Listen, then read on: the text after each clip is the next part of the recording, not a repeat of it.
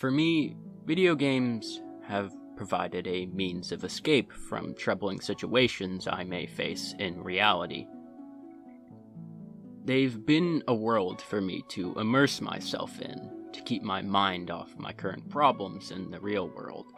And while yes, that can be a good thing that can help to some extent, it can also become something dangerously bad for me. A bit of peace of mind can help, but becoming too dependent and diving deeper into this escape can cause one to get out of touch with reality. However harsh reality may be, it is something one must come to terms with. This idea of escapism and the dangers it brings is something I think is beautifully explored in the game What Remains of Edith Finch. What Remains of Edith Finch is a narrative-driven game I played recently that really stuck with me. It's about a girl named Edith Finch whose last living family member, her mother Dawn, just died. She returns to her childhood home to finally learn her family history, which her mother hid from her. Real quick content warning, this game deals with death and suicide, so watch this video at your own discretion. Edith's family, the Finches, are supposedly cursed. It started with her great-great-grandfather, Odin Finch. His wife and newborn son tragically passed, and he attributed this tragedy to a curse. In order to escape this curse, he left his home country of Norway with his daughter Edie, her husband Sven, and their daughter and Odin's granddaughter, Molly. Odin tries to bring his house with him across the seas to America, but he sinks in the ocean with it, and so the curse lives on. Edie, Sven, and Molly were all on a different boat, so they made it safely to America. Sven builds a new Finch house, while Edie builds a cemetery for her father and for the later generations of Finches that will be laid to rest there. This supposed curse continues as each Finch meets an unfortunate end at rather young ages. Now, Edith, great-granddaughter of Edie, lived in this house for most of her childhood.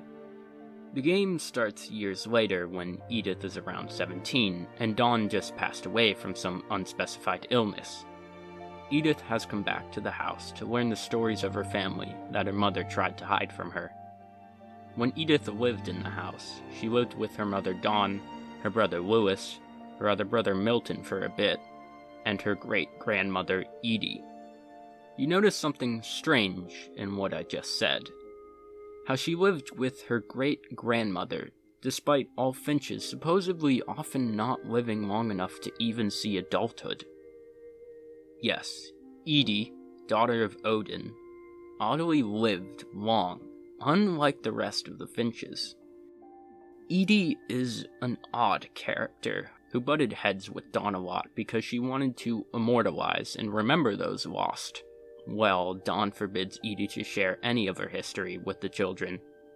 Dawn bolts all the old bedrooms of past Finches to try and stop her children from learning any of their family history, while Edie drills peepholes in the doors in defiance. It's a constant clash between the two, Edie wanting her family history passed down, and Dawn refusing in fear of the curse taking her children too. Regardless, Dawn's sons pass, which drives her to take her daughter and leave the house, and with it, Edie, in order to escape the family curse. There are many ways escapism is explored throughout the game, but first and foremost is the curse of the Finch family. The unfortunate loss of a family member is a tragedy that can feel sudden or unfair. It can be absolutely heart-wrenching when you have someone taken from you, and there is no real answer why. It's a tragic reality. It's the unfortunate nature of being human, being able to have your life ended without a second's notice. This is what Odin Finch felt with the loss of his wife and newborn son. An unfathomable sadness, grief, and anger with no way to escape, and nowhere to direct his anger. And so, a curse is born, a scapegoat. Scapegoating is a way of escaping blame often, and it involves a distortion of reality that can be characterized as escaping it, but done intentionally. It has historically been seen in curses from witches to make sense of hardship. Scapegoating is a means of escape, a sort of particular form of escapism. The curse is the Finch scapegoat, something to attribute these unfair losses to, something to hate, and something to fear. The curse is something that drives fear into generations of Finches, from Odin to his children, to his children's children, and his children's children's children. To be born a Finch is to be born cursed, to meet an unfortunate end at a young age. Finches like Dawn feared the family they were a part of, which is why she was so persistent on keeping that history from her children. The curse was originally the Finch way of escaping the grim reality that death can just happen at any time, sometimes for no reason at all, and others for reasons such as child neglect. It's then ironic that they then try and escape this curse, this thing that they created as an escape mechanism, and with each death, this curse is strengthened, this escape seeming more real. Since being a Finch meant being cursed, a lot of them tried to escape being a Finch. It becomes a cycle of escape, each worsening each other and driving the family further and further away from reality. Furthermore, looking at the family members' stories that you see as Edith explores a house throughout the game, you see how each family member escapes in their own ways.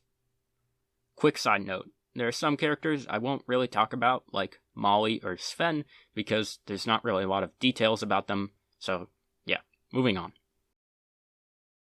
Barbara, Edie's daughter, was a child movie star, famous for her scream in B-movie horror films. However, she quickly aged out of that role and became a regular teen. She desperately wanted to escape from this reality of being a nobody and return to stardom. She got her chance one Halloween to reenact her famous scream at a horror convention, but ended up having to miss it to babysit her brother Walter. However, the house is supposedly invaded by a serial killer, and Barbara is attacked while Walter hides under the bed. It's said she died giving her great final performance, her swan song of a scream. No one knows exactly how she died, as all police found was her ear, and Walter didn't see the murder, or at least would not talk about it. But it seems she went out the way she wanted. She wanted to escape from her reality of just being a normal person, of just being Barbara Finch. She wanted to be known and remembered for her famous scream, which she was in the end. Do you think she escaped? Calvin, Edie's son, was a bright child obsessed with the stars. After his sister Barbara died, he vowed to never live his life in fear. He often wound up getting himself injured, and one day, he was determined to do a full loop on the swing and fly. And so, he did.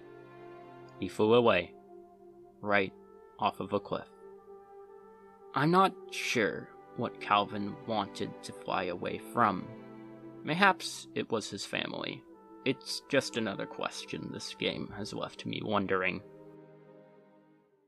Walter, Edie's son, was traumatized by the death of his sister Barbara, and feared the curse.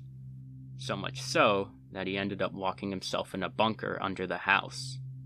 In his story sequence, he relived the same day over and over and over again for years and years, hiding from some monster outside his door, as he put it. But after many, many years, he decided to no longer live in fear and leave the bunker. What's interesting is that you'd think he'd just leave through the door in the basement, but instead, he busts a hole through the wall that leads outside to a train tunnel. That's when he's hit by a train and dies. When I was playing this segment, I kept wondering why Walter said he was facing his fear, yet he didn't go out the door he was so afraid to open. He made his own exit. Does he really leave his escape, his bunker, to face his fear, which I assume to be his family and its curse? Or does he just further escape reality, running from the house? That I'm not too sure of. But what I'm sure of is that Walter was happy to be out of his bunker, even if he would only live for a day. Sam is Edie's son and Don's father. He left the house and family to join the Marines. It's possible he did this specifically to get away from his family, his curse, to escape that reality. He later came back, though, and married and had 3 children. Gregory is Sam's son, an imaginative infant who often seems to be off in his own world, laughing to himself. Sam even said at times he could feel him slipping away. In his story sequence, he's playing in the tub as he imagines his toys coming to life, as Waltz of the Flowers plays in the background, really bringing this cheery and lifeful mood as Gregory's world comes to life. However, his mother, who is bathing him, is on a call and not paying attention to him when the water's on. The water rises above Gregory, and he is now in his own underwater world. It seems for a second Gregory considers swimming up, but instead swims down deeper into his world and drowns in the tub. What really happened is the infant drowned because of neglect, but what I was shown really stuck with me. The point was this boy liked to be in this world of his own, his escape. I wonder if maybe it was because of his fighting parents, as Sam and his wife did not get along well and later divorced. Anyway, it was such a depressing scene played as this joyous journey into another world, which is eerily similar to another Finch's story I'll talk about later. Gus is Sam's son, who is utterly opposed to Sam remarrying. At the wedding, Gus refuses to be a part of it, standing far away and playing with his kite. A storm comes in that blows over a totem pole, killing him. For Gus, the reality he did not want to live with was having another person be his mother. It's a tough situation a lot of kids have to go through, losing parents and having them replaced. It can cause a storm of emotions, wanting to deny and escape this reality, as seen with Gus. Dawn is Sam's daughter and Edith's mother. She's devastated by the death of her brothers and fears the curse of her family. She shared a room with them and would sleep next to them, but she moves up to the loft in the room when they pass, as if to distance herself.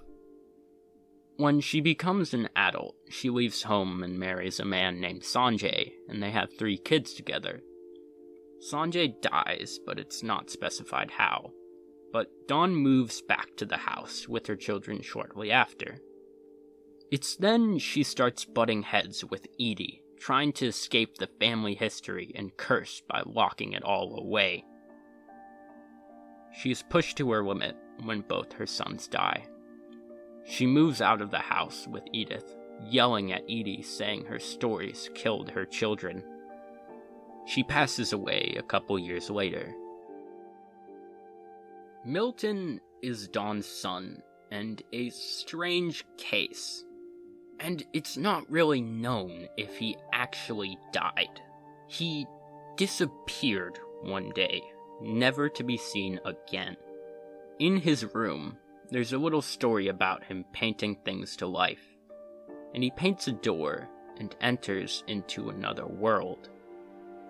Milton's case is clouded in a lot of mystery, and there aren't many details, but whatever the case, it seems he escaped somewhere. Lewis is Don's son, and an ex-addict who's forced to work at a fish canning factory. Lewis's story segment, to me, is the most beautiful and chilling one in the game, and is masterfully executed. You play as Lewis at his job.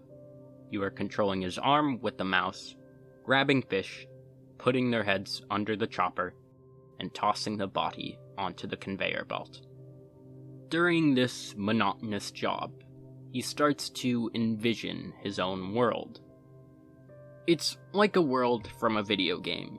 It starts out as this simple 2D adventure as you make your way along, and all this is happening still as you chop salmon heads. This daydream only takes up a bit of the corner of the screen, and you control your guy with the keyboard. Eventually, this fantasy starts becoming more detailed, with it changing to 3D and the visuals improving, and the daydream slowly takes up more and more of the screen.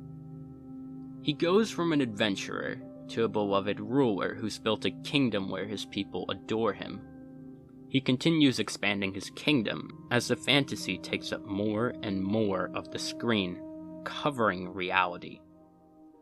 Lewis comes to a realization that the person in that world is not actually him. The real Lewis is a cursed finch chopping fish heads. He grows to hate that version of himself. So much so, he wants to cut that person off completely and fully escape. The camera changes. We see Lewis working, but we move past him to enter a door. Beyond that door is the magical world we've seen, and we're about to be crowned king of it all. We approach the stage as everyone cheers, and we lower our head to be crowned, putting it on the scaffold of a guillotine. And cut. Lewis killed himself. He took the most extreme measure to escape. Lewis is the finch who oddly reminds me a lot of Gregory, the baby who drowned in the tub. They both seem to get lost in their own worlds, escaping reality. Well, Lewis is a much more extreme example, and clearly someone who was mentally unwell and was seeing a psychiatrist. These two stories are eerily similar to each other. Edith Finch, whom we play as for most of the game, is Dawn's daughter. It's revealed as we play the game that she is pregnant. She came back to this house not only to find answers for herself, but for her child. She's been writing it all down in her notebook throughout the game. Edith wanted to know her family history, even if she couldn't fully make sense of it. If we lived forever, maybe we'd have time to understand things. But as it is, I think the best we can do is try to open our eyes. And appreciate how strange and brief all of this is. She doesn't try and escape. It's hinted that Edith dies shortly after birthing her son, and the last scene of the game is her son at her grave, looking at the last page in the journal that says, "It's a lot to ask, but I don't want you to be sad that I'm gone. I want you to be amazed that any of us ever had a chance to be here at all. Good luck." Edith wanted to not leave her son with a fear of a curse, but an acceptance that while reality can be grim, it can also be an amazing and bright thing, not something to fully escape from. Edith wanted to end the cycle of escapism in the Finch family. I think Edie also tried to do this to some extent by immortalizing and remembering her family, rather than escaping. She built shrines to each family member in their rooms, made a graveyard as soon as she arrived in America, and constantly fought with Dawn over telling the family stories. Perhaps it's why she lived so long, but who knows? She doesn't fear her family history or the curse. She doesn't try to escape from it. She stays at the house with her stories till she dies from medicine complications shortly after Dawn leaves with Edith. The escapism I saw in what remains of Edith Finch really stuck with me and made me think of my own life. In the times I've tried to escape a reality I didn't want to face, hardships are named aptly so, and they can come in many forms, ranging from loss of a loved one to an impending assignment or a breakup. They can feel sudden, unfair, and overwhelming. I'll distract myself from harsh truths and situations, diving deeper into whatever means of escape. But I can't run from reality forever, however harsh it may seem. I have to face it. The pain and anger at the loss of a loved one does not pass by running away from it, or creating a scapegoat to blame it on. You can only move past that pain by facing that ugly truth, and progressing and seeing that there are amazing things waiting for you once you get beyond that harsh part. There will be moments you cherish with your loved ones and those close to you, if you come back to reality.